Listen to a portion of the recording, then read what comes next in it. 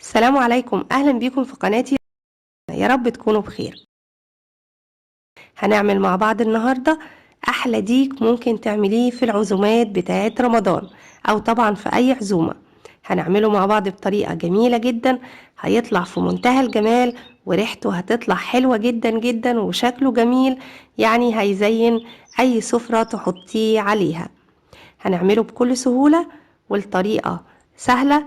تعالوا نشوف هنعمل ديك العزومات ازاي، واتمنى منكم لو عجبكم الفيديو النهاردة تدعموا الفيديو بانكم تعملوا لايك وكمان تشتركوا في قناتي وتفعلوا زر الجرس. يلا نشوف هنعمل ديك العزومات ازاي.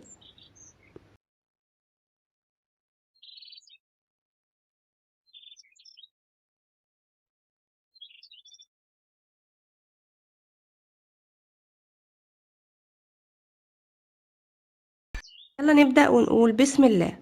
اول حاجة هبتدي اعمل فتحات في الديك بالشكل ده، وحاولي تنزلي بالسكينة لتحت كويس عشان لما تضيفي التتبيلة بتاعتك يشرب لحم الديك من التتبيلة. واعملي الفتحات في كل الاتجاهات زي ما انتي شايفة بالشكل ده. وزن الديك كان 6 كيلو 600، ده قبل التنظيف. هبتدي بعد كده احطه في حلة واسعة واحضر محلول النقع. محلول النقع هيقعد فيه الديك 24 ساعة بالظبط.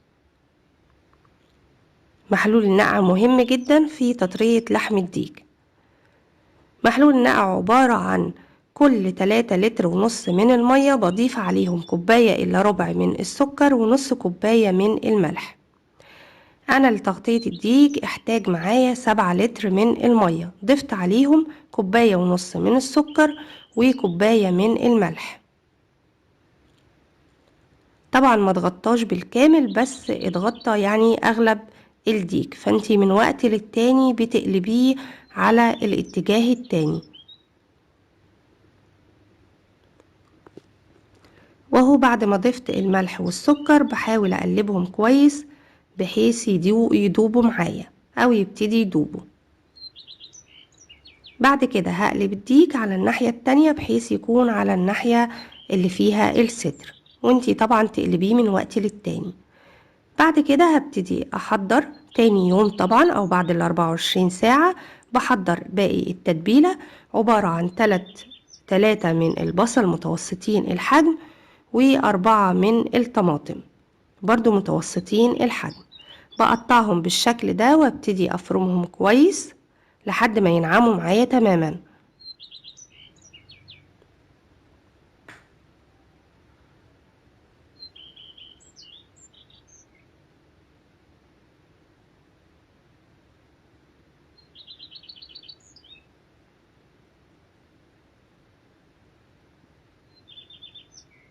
بعد ما بينعموا معايا بالشكل ده هبتدي اضيف عليهم التوابل. هي عبارة عن معلقة كبيرة من الزعتر، معلقة كبيرة من توابل اللحمة، معلقة كبيرة من بهارات الفراخ، ومعلقة صغيرة من الحبهان المطحون، معلقة صغيرة من الثوم البودر، معلقة صغيرة من البصل البودر، معلقة صغيرة من البابريكا، معلقة صغيرة من الفلفل الاسود، نص معلقة صغيرة من الجنزبيل، ومعلقة كبيرة وربع من الملح او معلقة كبيرة ونص. يعني شوفي الملح حسب ما تحبي درجة الملح في اكلك.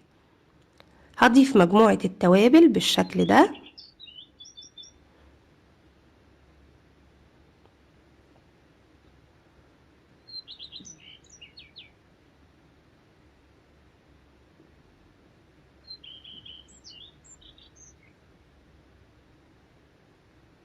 بعد كده هضيف علبة من الزبادي.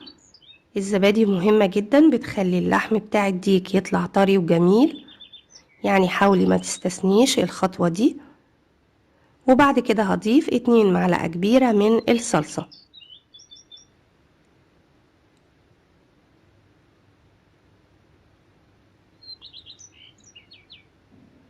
وضفت عليهم معلقة صغيرة من الريحان،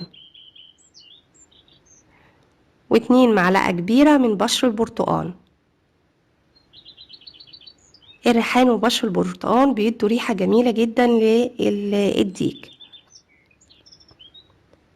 وهضربهم مع بعض كويس جدا لحد ما يمتزجوا مع بعض تماما. بعد كده بضيف الخليط اللي احنا عملناه ده مع بعض في بولة بالشكل ده.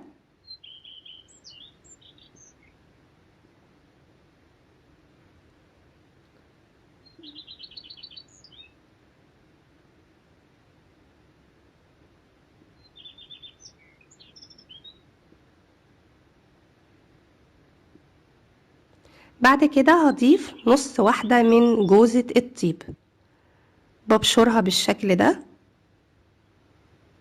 اخدت نصها بالظبط.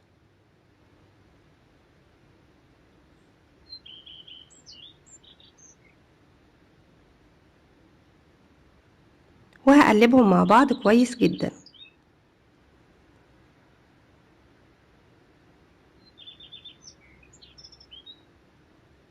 وهكون محضرة كوباية من عصير البرتقال وضايفة فيها معلقة كبيرة من العسل.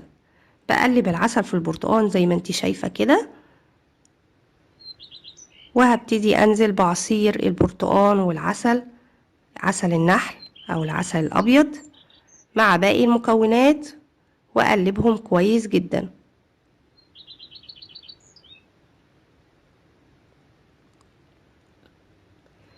كده التتبيلة بقت جاهزة معايا. بعد 24 ساعة طلعت الديك وهبتدي اغلفه بكل التتبيلة اللي احنا عملناها.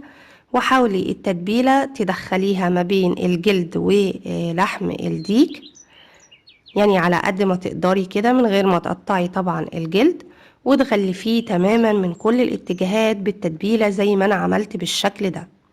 وبتدخليه التلاجة، بياخد ليلة كاملة، وباقي اليوم التاني لحد ما تطلعيه للتسوية قبل ميعاد تقديمه، يعني مثلا بياخد ليلة كاملة ونص.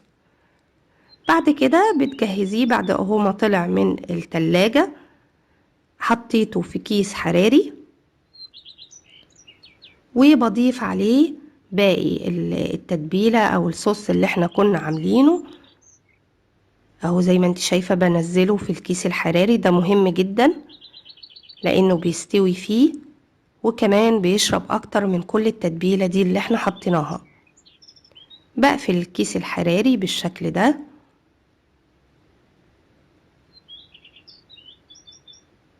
وبعمل فتحة في الكيس الحراري. حاولي لما تدخليه تخليه على الاتجاه التاني اللي هو اتجاه الصدر. حاولي الاول يكون ملاصق لل... للصينية، بحيث الصدر يشرب اكتر من التتبيلة اللي انتي حطاها. دخلته طبعا الفرن، بياخد معاكي حوالي 3 ساعات ل3 ساعات ونص عشان يطلع معاكي طري جدا. وطبعا بيختلف حسب الفرن، بس يعني ده الوقت المثالي بتاعه، او الوقت اللي انتي هتكوني متأكدة انه لحمه بقى طري جدا وفي منتهى الجمال. وهو بعد ما طلع انا طبعا كنت بقلبه، يعني دخلته على الصدر، الناحية اللي فيها الصدر الاول، وبعد كده كنت بقلبه على الناحية التانية. بعد ما بيستوي وتفتحيه من الكيس الحراري، لو حسيتي ان هو محتاج الصدر بتاعه تحمير، دخليه تحت الشواية 10 دقايق، بياخد لون في منتهى الجمال. وهو بعد كده حطيته في الطبق التقديم، وكنت عاملة معاه فريك. طبعا عايزة تقدميه مع رز بسمتي، بيكون برضو طعمه جميل جدا. وضفت على الزبيب، كنت حاطة معاه مكسرات او لوز وكمان زبيب.